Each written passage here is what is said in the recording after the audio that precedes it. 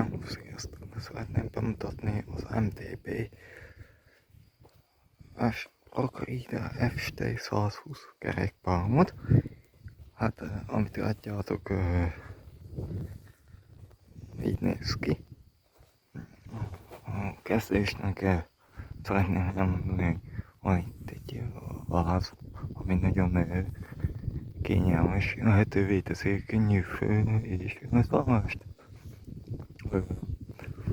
Van itt egy, amit látjátok, itt egy függesztett hátsó sarkaidő.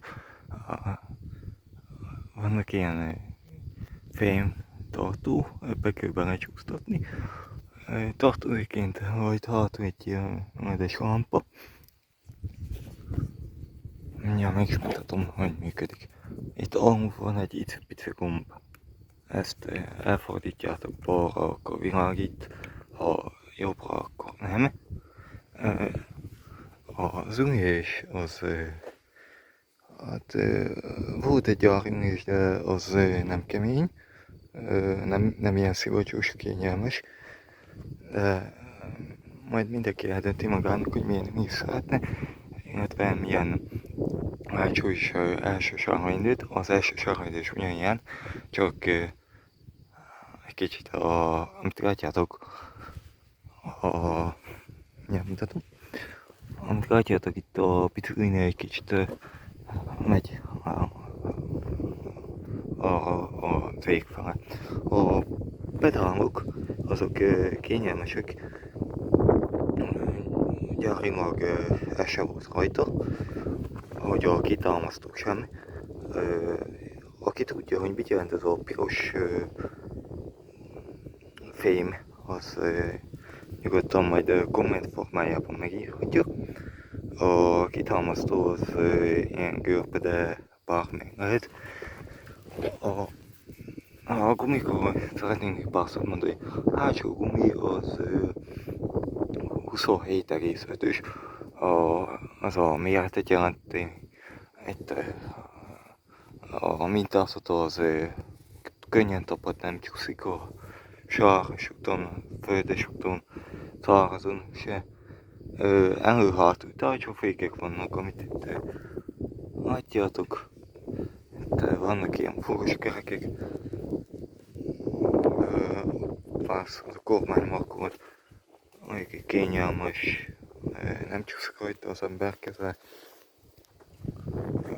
Gyárilag lehet hozzá csengőt. A fékek azok jól fognak. A hátsó fék szintúgy. Gyárilag van egy lámpa, amit hátul kell megnyomni. Nem, de ha itt oldalt megnyomod, világít, megint nem világít, kikapcsolod. A hengéscsillapító pár szó, nagyon kényelmes, húzózik. De amit látjátok, itt lehet állítani kilogramra, azt hiszem 55-től van főfele. Vannak hozzá ilyen macska szemek a elején, azt hiszem a hátulján nincs. Nagyjából ennyi. Ja, de ezt tekintsétek el nekem. Ez egy telefontartó, ide lehet rakni telefont, és itt márkáját azt nem tudom, hogy könnyen lehet szipzározni. Úgy működik, hogy itt egy ilyen gomb, nem tudom, látjátok-e.